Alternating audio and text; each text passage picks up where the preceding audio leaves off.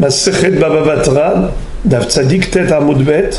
On va commencer par Tzadik Tet Amud Aleph, la Mishnah qui est au bas de la page. Mish Yeshlo Bor Lifnim Mi Beto Shel Havero. Si quelqu'un a acheté par exemple un puits qui se trouvait dans la cour d'un individu, on va l'appeler Réhouven, le propriétaire de la maison, et Shimon, l'acquéreur, l'acheteur du bord. Alors, Mishi Eshlo Bor, Lifni Mi Beto Shel Havero. Si quelqu'un avait un puits à l'intérieur de la maison de son prochain, c'est-à-dire derrière la maison.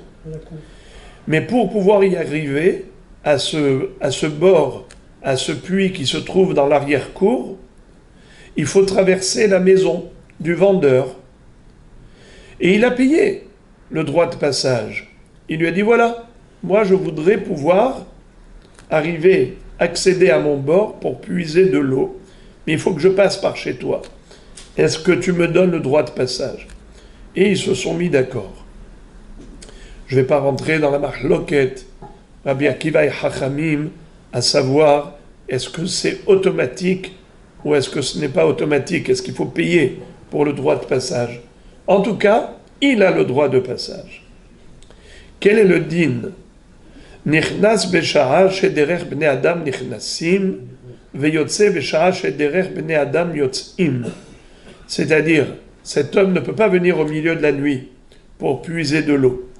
Il faut qu'il rentre et qu'il sorte en journée, qui est le zman normal de passage. Les gens, à ce moment-là, même le Baal Habayit lui-même, sa famille elle-même, c'est le moment où ils rentrent, ils sortent, ils rentrent, ils sortent.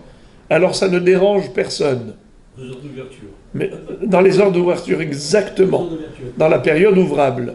Mais il ne faut pas qu'ils viennent la nuit, à 10h du soir ou à minuit.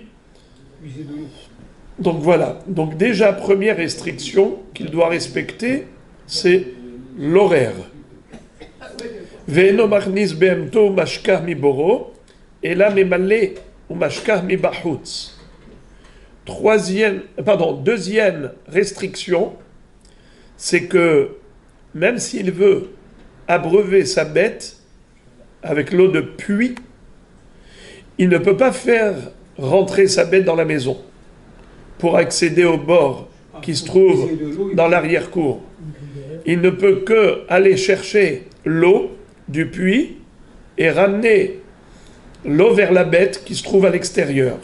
Mais il ne peut pas faire entrer la bête à l'intérieur de la maison pour traverser la maison et arriver jusqu'au bord pour lui faire boire, même si le bord lui appartient. Je répète. Il ne peut pas faire entrer sa bête par la maison pour l'abreuver de son bord. Et là, il remplira des seaux d'eau et il va aller l'abreuver à l'extérieur. Troisième halakha qu'il doit respecter, Veze oselo potahat, Veze oselo potahat. Potahat, ça veut dire une serrure. Il doit y avoir 2 cadenas dans ce bord. Et chacun a la clé de ce verrou, cette serrure. Réhouven et Shimon, chacun doit mettre un cadenas dans ce bord. Pourquoi faire? On verra dans la Gemara. Il n'y a qu'un seul propriétaire. Il y a un seul propriétaire. Et pourtant, alors pourquoi est-ce qu'il faut que le propriétaire de la maison mette un cadenas à ce bord? D'abord, moi je vous ai dévoilé le secret. Je vous ai dit 2 cadenas à ce puits, à ce bord. Mais dans la Mishnah, il n'est pas écrit. Il est écrit Vezer oselo potahat, Vezer oselo potahat. L'acheteur du bord et le vendeur du bord, tous les deux doivent mettre une serrure. Mais il n'y a pas écrit où. Et la Gemara tout de suite pose la question. Elle dit potahat, la serrure que met le Baal Habayit qui a vendu le bord, lecha. Où est-ce qu'il va mettre cette serrure-là? À l'entrée de la maison? Oui. Ou Amar Rabbi Yochanan, Shenehem Labor. Les 2 cadenas les deux serrures, c'est par rapport au puits lui-même. La Gemara dit, je comprends pas. Bish lama ba'alabor ba'el ishtamure maya debore. Et là, ba'alabait, la balai. Encore, je peux comprendre pourquoi le ba'alabor va mettre une serrure. Dans quel but? Pour pas que personne vienne se servir. C'est pour pas que le Baal Habayit se serve de l'eau du puits. Alors, c'est tout à fait normal qu'il protège et qu'il préserve son puits. Alors, il met une serrure. Mais quel est l'intérêt que le Baal Habayit lui aussi mette un cadenas? Pour pas que le propriétaire du puits vienne à n'importe quelle heure, le soir ou... Et ça, de toute façon, il n'a pas le droit. Oui, mais même. Quoi même? Ça y est, c'est... De toute façon, il va venir, il va frapper à la porte, on va lui dire, monsieur, rentrez chez vous. Alors pourquoi faire? Amar Abil Hazar Mishum Hashad Ishto, par rapport au soupçon vis-à-vis de son épouse. C'est-à-dire, si le Baal Habayit n'est pas là, le vendeur, pendant la journée, il va travailler. Et le Baal Habor, pendant la journée, il a le droit de venir pour puiser de l'eau. Alors qu'est-ce qu'il pourrait y avoir comme histoire? Des histoires compliquées. C'est pour cela que on lui dit non monsieur, tu ne peux pas venir si le Baal Habayit n'est pas là. Pourquoi? Étant donné que tu ne pourras pas accéder à l'eau du puits sans la présence du Baal Habayit, car lui aussi il a mis un cadenas, alors tu seras obligé d'être en coordination avec le Baal Habayit à chaque fois que tu viens. Tu ne vas pas te retrouver tout seul avec sa femme et il n'y aura pas de mauvaises, de rumeurs et des échos négatifs à propos de cette femme où les gens pourraient la soupçonner en voyant un étranger sortir de chez elle. Ils pourraient avoir de mauvaises idées et penser que Chazé Shalom, cette femme, a trompé son mari, alors que pas du tout. Pour ne pas qu'il y ait des soupçons sur sa femme, alors c'est la raison pour laquelle Hachamim ont imposé cette précaution en exigeant un cadenas que l'un, dont chacun met un cadenas et l'autre n'a pas la clé de ce cadenas. Il est obligé d'avoir recours à l'autre pour pouvoir se servir de l'eau du puits. Nouvelle Mishnah. Mi sheyesh lo gina lifni miginato shel havero nichnas בשעה שדרך בני אדם נכנסים ויוצא בשעה שבני אדם יוצאים. C'est-à-dire, si quelqu'un avait deux potagers, des potagers sont des jardins où on plante des légumes, et il a vendu la guina qui était à l'intérieur, et il s'est réservé la guina qui est à l'extérieur. Pour accéder à la guina interne, il faut traverser la guina externe. Alors là encore, il a un droit de passage, mais uniquement dans les horaires normaux, dans des horaires normaux. Ve'eno machnis le Torah tagarin. Et il ne peut rentrer que lui tout seul, il ne peut pas faire entrer des étrangers, des commerçants.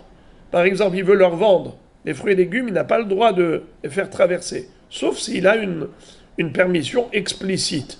Mais ça ne rentre pas dans les règles générales des accords.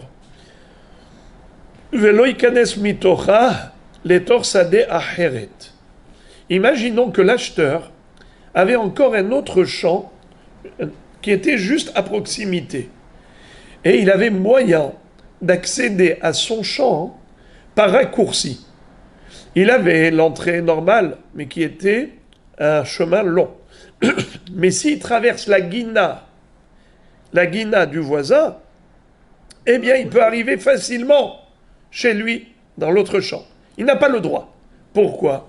Car le droit de passage qu'il lui a accordé, c'est uniquement par rapport à la guina qu'il lui a vendue, mais pas pour s'en servir de raccourci pour accéder à d'autres domaines.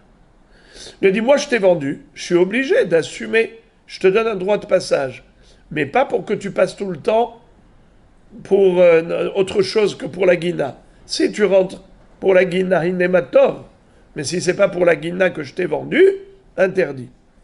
Encore une fois, velo ikanes mitocha letor sadeh acheret. Encore, ve'achitzon zoreya et aderech. Ve'achitzon zoreya et aderech. Qu'est-ce que ça veut dire? Ce derech-là, on peut encore semer. Mais c'est qui a le droit de semer là-bas? L'acheteur de la guina interne ou le propriétaire de la guina externe? Où est-ce qu'il est le derech? Le derech, il est dans la guina externe du vendeur. Ce derech, à qui il appartient? Au vendeur. Mais qui est-ce qui a un droit de passage là-bas? L'acheteur qui a acheté la guina interne. Est-ce qu'il a le droit de dire, écoute, puisque j'ai un droit de passage, alors j'ai un droit aussi de semer? Pas du tout. Hitzon zorea et aderech. Celui qui a le droit d'être zorea, c'est le hitzon, pas le penimi. C'est l'externe, le propriétaire du champ externe, pas de la guina interne. Au risque qu'il lui abîme? Ouais, au risque qu'il lui abîme. Natnulo derech minatzad midad shnehem nichnas b'shah shu rotze veyotze b'shah shu rotze umachnis et tochat hagarin. Maintenant, si ce chemin n'était pas au milieu de la guina externe, le chemin il était sur le côté, minatzad. Alors dans ce cas-là, étant donné que c'était d'un commun accord, alors il n'a pas de restriction. Il peut rentrer quand il veut et il peut aussi faire entrer des étrangers, c'est-à-dire des commerçants pour leur vendre. Attention, velo ikanes mitocha letor sadeh acheret. Mais ce n'est pas pour autant qu'il a le droit de s'en servir pour autre chose que la guina qu'il lui a vendue. Par exemple, se servir de raccourci pour accéder à un autre champ qui est à lui. Non, il n'a pas le droit. Veze vazé, enam rachaim les orah. Et là, un grand hidouche, c'est que le vendeur, qui est propriétaire de la guina externe, qui lui a réservé un chemin minatzad, eh bien, figurez-vous qu'il n'a pas le droit de semer là-bas. Aucun n'a le droit de semer, ni le propriétaire qui a vendu, ni l'acheteur. Parce qu'après tout, c'est quand même gênant. C'est gênant pour marcher là-bas. Quand le chemin il est au milieu, alors il n'a pas renoncé à la plantation. Puisqu'il est en plein milieu du chemin, il fait un seul travail de semence, et donc il ne va pas sauter et dire non, ici je ne vais pas semer, ici je vais semer. Il ne renonce pas. Il sème. Après, l'autre, il marche, il essaye de ne pas lui écraser les carottes et les navets, mais si il n'a pas le choix, il essaye de... D'accord. Mais quand c'est sur le côté, alors là, ça ne gêne pas. Quand le bonhomme, il fait son travail de semaille, de labour, et ainsi de suite, eh bien, il fait tout d'un trait. Et le chemin qui est sur le côté, c'est pas grave, il y renonce. Eh bien, ce passage-là doit rester libre pour les deux, et personne n'a le droit d'y semer quoi que ce soit là-bas.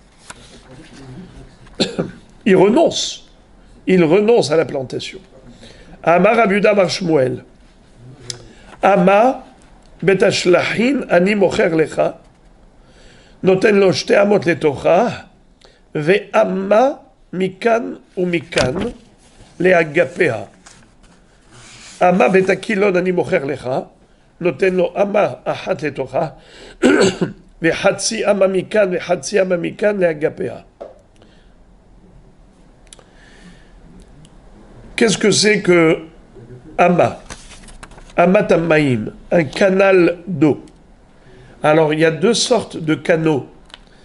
Il y a un canal qui est là pour irriguer le champ qu'on appelle Betashlahin. Betashlahin, c'est un champ qui ne peut pas se suffire de l'eau de pluie. Et pourquoi ça s'appelle Betashlahin? Ça vient du mot vesholeach maim al pene chutzot. Étant donné que ce champ est aride, il a besoin de beaucoup d'eau. C'est la raison pour laquelle le propriétaire de ce champ Bet Hashlachin a acheté un canal d'eau. Chez qui? On va appeler Réhouven et Shimon. Réhouven est propriétaire d'un canal. Ou même s'il n'avait pas de canal, il a fait creuser un canal dans son champ. Pour vendre ce canal à qui? À Shimon, qui est propriétaire du champ mitoyen. Merci beaucoup.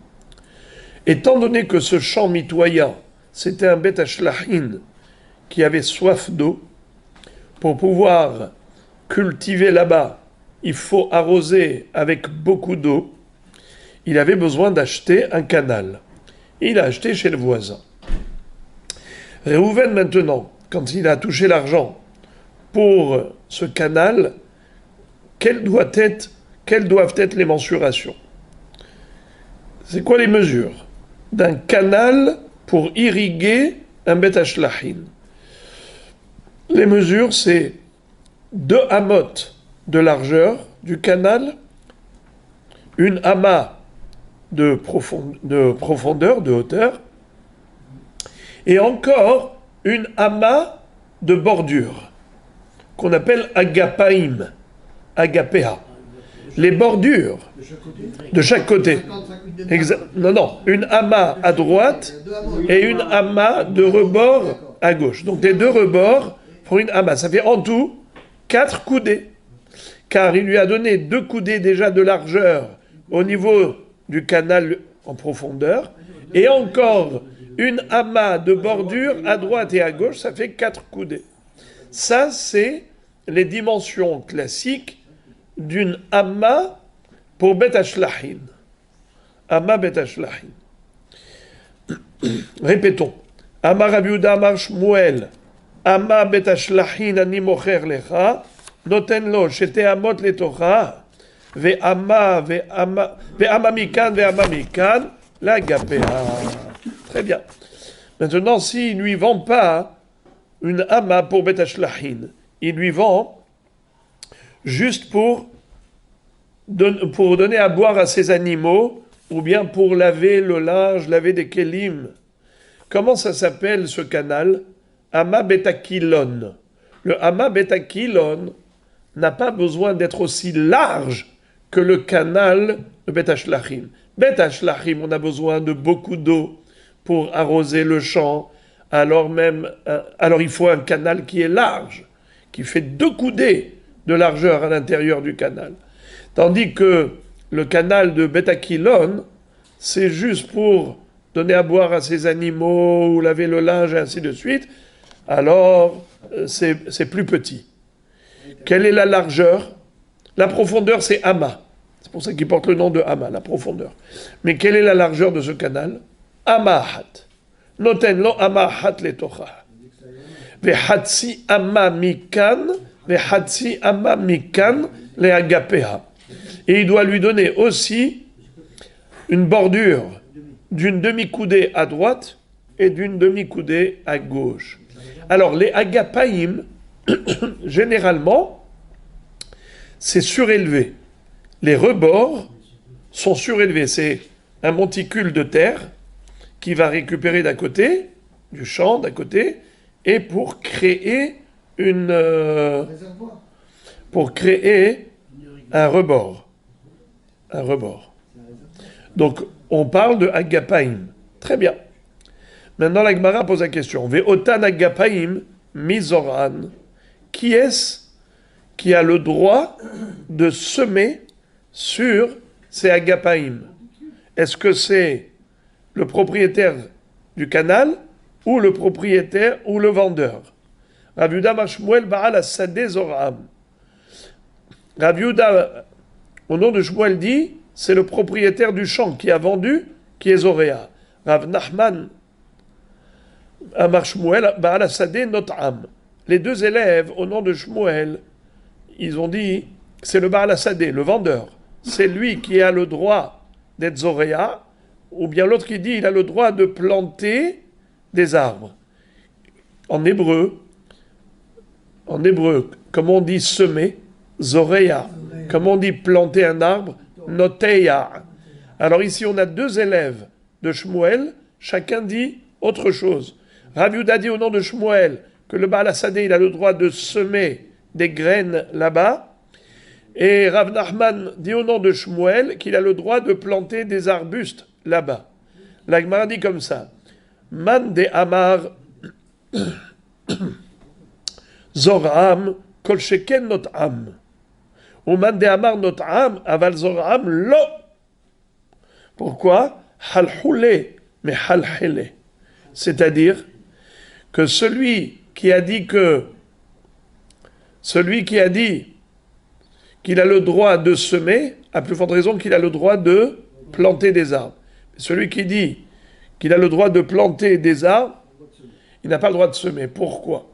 Parce que lorsque les graines prennent racine, elles effritent le sol. Et donc ça va abîmer les agapaïm. Et ça va donc abîmer tout le canal. Voilà donc le sens de la mahloket. Tout le monde est d'accord que c'est le Baal Hasadeh qui reste propriétaire de cette surface. Et donc il peut être zoréa là-bas. Mais il peut donc l'exploiter. Mais comment l'exploiter? Selon Rav Nachman, il peut que planter des arbres, il n'a pas le droit de semer des graines, tandis que Rav Yehuda, au nom de Shmuel, il dit même qu'il a le droit de semer des graines. La question est de savoir, mais si le propriétaire du Sadeh peut semer sur les agapaïm, alors c'est quoi l'histoire des agapaïm? Il lui a vendu ou lui a pas vendu? En fait, il lui a vendu le droit d'avoir des agapaïm, mais pas foncièrement. C'est-à-dire, quel est l'intérêt des agapaïm? Les agapaïm, on a dit, c'est un monticule de terre qui est surélevé. Qu'est-ce que ça fait? Ça empêche l'eau de déborder. Exactement. Ça empêche l'eau de déborder. Et donc, étant donné que c'est ça l'exploitation des agapaïm pour le Baal Hama, pour le propriétaire du canal, c'est quoi? Quel est son intérêt? C'est juste une sécurité. Qu'il y ait des agapaïm pour pas que ça déborde, pour pas perdre son eau. Alors à partir de ce moment-là, en effet, ça reste la propriété du Baal Hasadeh. Et de ce fait, il a le droit de l'exploiter, puisque foncièrement, c'est à lui. Mais quelle est l'exploitation qui est possible? Eh bien, c'est la marloquette. Est-ce qu'il a le droit juste de planter, ou bien il a même le droit de semer? Alors, celui qui dit qu'il a le droit de semer a plus forte raison qu'il a le droit de planter. Celui qui dit qu'il a le droit que de planter, il n'a pas le droit de semer. Pourquoi? Parce que s'il sème, ça va effriter les agapaïm, et donc on n'a rien gagné. Parce que toute l'histoire de agapaïm, c'est pour sécuriser le canal. Or, si tu abîmes avec tes graines, tu abîmes l'agapaïm, eh bien on n'a pas sécurisé le canal. Et toujours dans le même ordre d'idée, à propos des agapaïm, Amar Rav Yehuda Amar Shmuel, Amatamaim shekalu agapea metakna meota sadeh beyadua shelo kalu agapea ela beota sadeh. Quel est le din si le monticule de terre qui constitue les rebords de part et d'autre du canal, eh bien petit à petit ça a disparu. On se retrouve maintenant sans rebord, sans agapaïm. Alors maintenant, qu'est-ce que veut le propriétaire du canal? Il dit au propriétaire du champ, le vendeur, écoute, moi je vais aller creuser dans ton champ et prendre de la terre de là-bas pour reconstituer les agapaïm. L'autre il lui dit, mais ça va pas, non? Tu vas pas aller creuser dans mon champ pour prendre tes agapaïm, c'est peut-être le vent qui les a envoyés dans l'eau et c'est parti ailleurs. Eh bien non. On dit que certainement le vent a dispersé la terre dans le champ. Et donc, ces agapaïm se trouvent dans le champ. Et donc il a le droit d'aller creuser dans le champ pour ramener de la terre, pour reconstituer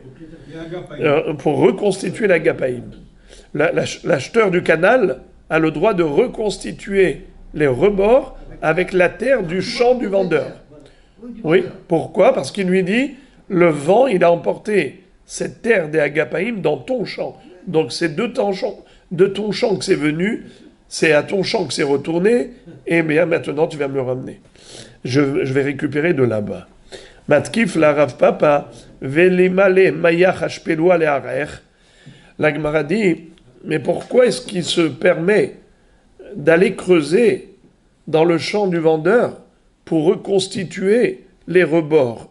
Mais le propriétaire du champ peut dire au propriétaire du canal, tu veux savoir qui est-ce qui a détruit tes agapaïm?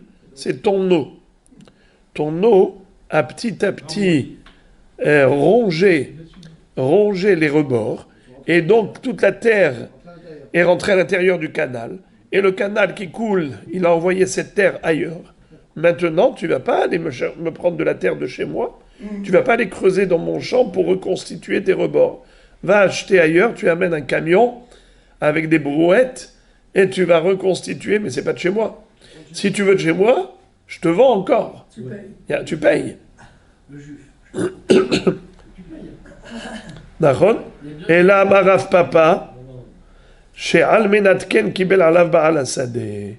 Alors c'est pour ça que Rav Papa va dire pourquoi Shmuel a dit que c'est le vendeur qui doit garantir la pérennité des rebords, des agapaïm, ces deux monticules de terre comme bordure. Tu veux savoir pourquoi c'est le Baal Asadeh? C'est pas parce que on est certain que la poussière, plutôt la terre, elle a été dispersée dans son champ par le vent. Car il se peut que ce soit l'eau qui ait emporté ces agapaïm. On n'a aucune certitude, ni dans un sens, ni dans l'autre. Alors pourquoi Shmuel a dit qu'il est du devoir du Baal Habayit, du Baal Hasadeh, qui a vendu le canal, c'est de son devoir d'assurer la reconstitution des agapaïm? Eh bien, c'est parce que c'était cela, l'accord commun. Quand il a acheté, le vendeur le sait que ça peut s'abîmer avec le temps. Et l'acheteur, quand il lui achète, c'est pas pour X temps, c'est pour tout le temps. Donc c'est comme s'il y avait eu un commun accord là-dessus, implicite, bien que ce ne soit pas explicite, il va de soi. Étant donné qu'il lui a vendu un canal pérenne, perpétuel, pas juste pour un certain temps, pour que ce canal soit sécurisé. Donc il lui faut ses rebords. C'est comme s'il lui avait dit, ne t'inquiète pas, même si jamais il se détruit, ce rebord, je t'assure de te fournir le nécessaire pour le reconstituer à partir de mon terrain. Donc voilà la raison pour laquelle Shmuel a dit qu'en effet, il est Baal Amatamaim Shekalu Agapeha, Metakna Meota Sadeh. Mais pas pour la raison précédente, mais pour la raison suivante.